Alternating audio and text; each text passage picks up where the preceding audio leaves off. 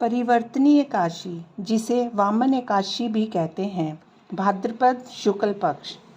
अर्जुन ने कहा, हे भगवान, भादों की शुक्ल पक्ष की एकादशी का क्या नाम है तथा उसके व्रत की विधि क्या है? उस एकादशी के व्रत को करने से कौन सा फल मिलता है? हे मधुसूदन, ये सब समझा कर कहिए।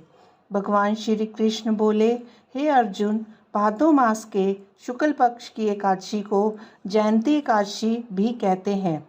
इस एकादशी की कथा के सुनने मात्र से ही समस्त पापों का नाश हो जाता है और प्राणी स्वर्ग का अधिकारी हो जाता है। इस जयंती एकादशी की कथा से नीच पापियों का भी उद्धार हो जाता है। यदि कोई धर्मपरायण मनुष्य एकादशी के दिन मेरी पूजा करता है तो मैं उसको संसार की पूजा का फल देता हूँ। जो मनुष्य मेरी पूजा करता है उसे मेरे लोक की प्राप्ति होती है, इसमें किंचित मात्र भी संदेह नहीं। जो मनुष्य इस एकादशी के दिन श्री वामन भगवान की पूजा करता है वह तीनों देवता अर्थात ब्रह्मा, विष्णु, महेश की पूजा करता है। हे अर्जुन, जो मनुष्य इस एकादशी का व्रत करते हैं उन्हें इस संसार में कुछ भी करना शेष नहीं रहता। इस एकादशी के दिन श्री विष्णु भगवान करवट बदलते हैं, इसलिए इसे परिवर्तनीय एकादशी भी कहते हैं। इस पर आश्चर्यचकित होकर अर्जुन बोले, हे कृष्ण जी, आपके वचनों को सुनकर मैं भ्रम में पड़ गया हूँ कि आप किस प्रकार सोते तथा करवट बदलते हैं। आपने बलि को क्यों बांधा और वामन रूप धारण करके क्या लीलाएं की? चातुर्मास्य व्रत की विधि क्या है तथा आपके शयन करने पर मनुष्य का क्या कर्तव्य है?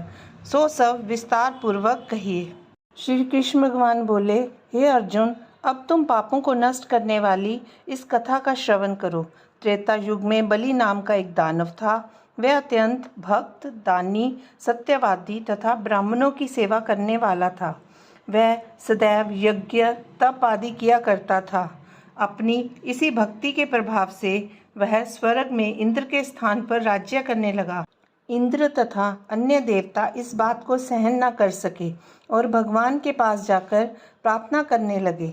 अंत में मैंने वामन रूप धारण किया और तेजस्वी ब्राह्मण बालक रूप में राजा बलि को जीता। इस पर अर्जुन बोले, हे जनार्दन, आपने वामन रूप धारण करके उस बलि को किस प्रकार जीता?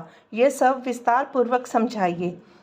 श्री कृष्ण भगवान बोले, मैंने वामन रूप धारण करके राजा बलि से याचना की कि हे राजन, तुम मुझे 3 पैर भूमि दे दो, इससे तुम्हें 3 लोक के दान का फल प्राप्त होगा।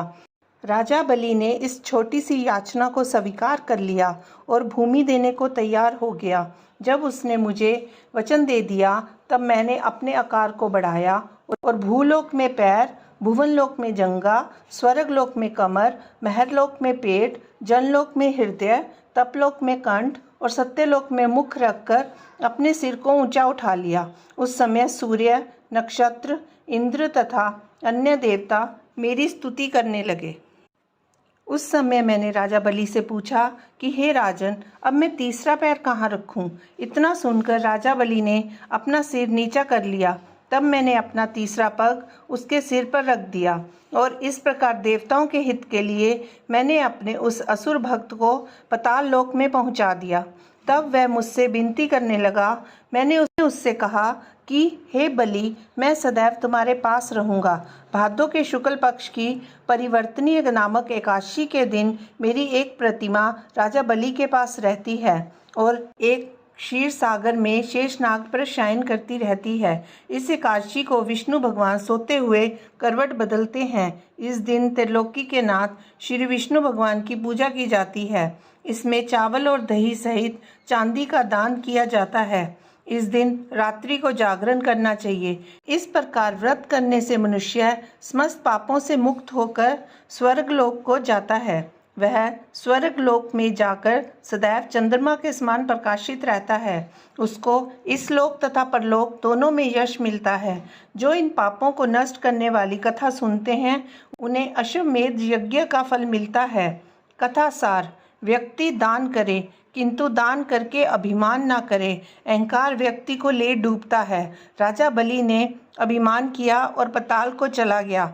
इससे यह भी ज्ञात होता है कि अति हर कार्य की बुरी होती है।